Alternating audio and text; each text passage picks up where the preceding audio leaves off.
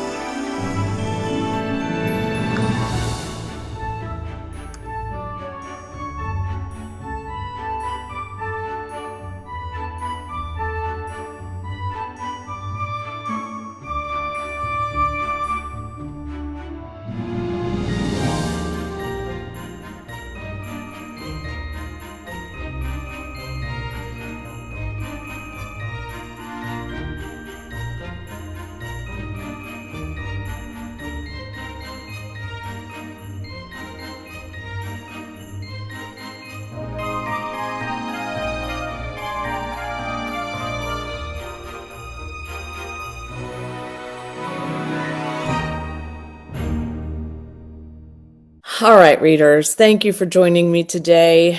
Welcome back. Welcome if you're one of my new subscribers. There are so many of you, and I'm so grateful for you, especially this season, as it is one of my favorites between Halloween and Christmas. I don't know. I can't pick which one anymore. It used to be Halloween was everything, and then for a while it was Christmas was everything, and now it's kind of just a mix of both. However, I had a pretty good reading month in November. I'm very happy with it, and I enjoyed the books that I read more so than I had been in past months, so that made me feel good. I feel like I came out of a little bit of a slump in November, or just a little bit of I don't know, malaise, whatever it is, it's over and I'm happy. So let's start with my stats because I do love to tell you a little bit about that. And I love that Storygraph does that for me. And I don't love that my phone just fell down. So I have to look down at this in order for me to do this for you. I read 5 books, as I said, 1,849 pages. I read 2 smaller books that we'll talk about soon.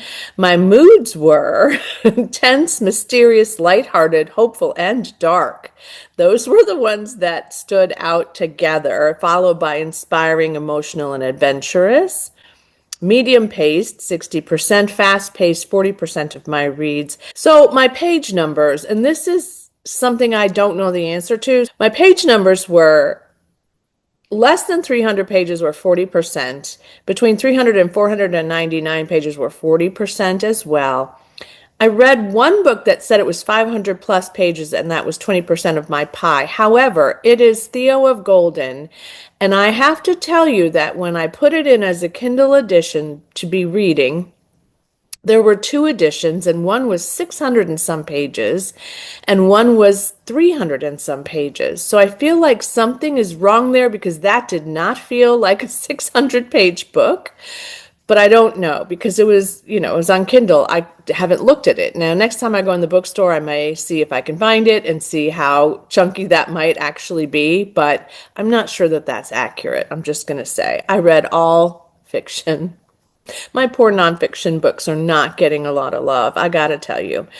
So the genres I read this month were children's, classics, thrillers, mysteries, not surprising, graphic novel, fantasy, crime, and contemporary were the lower ones, and I read 40% digital and 60% print this month, which is also unusual.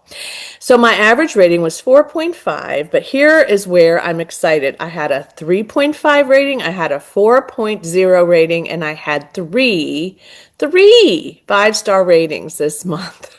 Yes, one of them was a reread from my childhood, so we'll talk about that. But I really enjoyed this reading month a lot, and my peak days for reading were the 12th of November and the 28th, it looks like, or 29th of November. And my lowest reading day was the 19th or 20th. So that's interesting. I don't remember why that's true, but it is. I don't know. But anyway, I love these charts from Storygraph, and I am hoping to get into some new spreadsheets that I purchased for next year for the inventories and the different things that I'm tracking, and we'll see how that goes. But let's start with what I read first, 50/50 by Eddie Flynn. And I absolutely love this book. I love the Eddie Flynn character, and this series I think is going to be terrific. I have read another one, 13, by this author, and just so, so good. So this is written by Steve Kavanaugh. And he, I think, was an attorney, if I remember correctly. And the character Eddie Flynn in this series is a former con artist turned attorney. And so I really love that this book is rich in both mystery, thrilling kinds of events and things that happen, especially in this one as well. But both of them very, very thrilling. Mysteries to be solved in the courtroom. So this attorney, Eddie Flynn, has taken a case of a girl whose father was killed and brutally murdered, horrifically, brutally murdered. And she had called 911 and said that her dad was dead and that her sister had done it. And her sister called 911 and said that their dad was dead and that she had done it. So there was, of course, that situation happening. This was tremendously well done. I enjoyed it. I gave it 5 stars. I was at the end just turning the pages as fast as I could on my Kindle. Oh, just gorgeous. Well done. I think I purchased this one on my Kindle, so it will be there for me to reread. And I plan to go back to the beginning of this series and see how far I can get in the next little while. And then I read Theo of Golden. This is the one that says it was 600 pages, and I have to tell you that it just couldn't be. I just don't know how it could be. However, I was so surprised by how much I loved this book. It was recommended to me by Krista at Books and Jams and by a number of other people that have read it. We were in book chat the other day with her Patreon group, and most of the people in that room loved this book. There were a couple people that said it just wasn't for them. I adored it. I adored Theo. I adored Golden, which is the town in which he arrives and meets all of these people. I adored the way that it evolved in the storyline and in the plot. It had difficult things for sure. It deals with death, it deals with grief, it deals with the challenges of growing into your life and your purpose and those kinds of things. It deals with homelessness and food insecurity and people for whom work is fulfilling, even if you feel like it might not be fulfilling.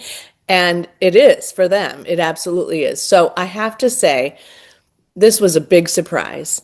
I also have to say, because I want you to be aware, a lot of people, when I said I was reading this, said, oh gosh, I don't want to read that. I've heard it's very religious. It's very Christian. It has a space for this in it, and I'm not going to tell you how and why, but I will tell you that it is not the main focus of the book, but it was lovely to me. I really appreciated that part very, very much. So I am sort of an eclectic spirit when it comes to to faith and to belief and those kinds of things. And I'm very open to other people's, feelings about religion and beliefs. So I get it that some people might not have enjoyed it, but I have to say I thought that that was perfectly done and just enough to make me cry, like just enough to make me feel the emotions. I laughed, I cried, I was curious, I was thoughtful, I was introspective. I just thought this was really a great, great book, and I'm grateful for Krista for recommending it to me. In fact, I sent her a message after because I was so happy.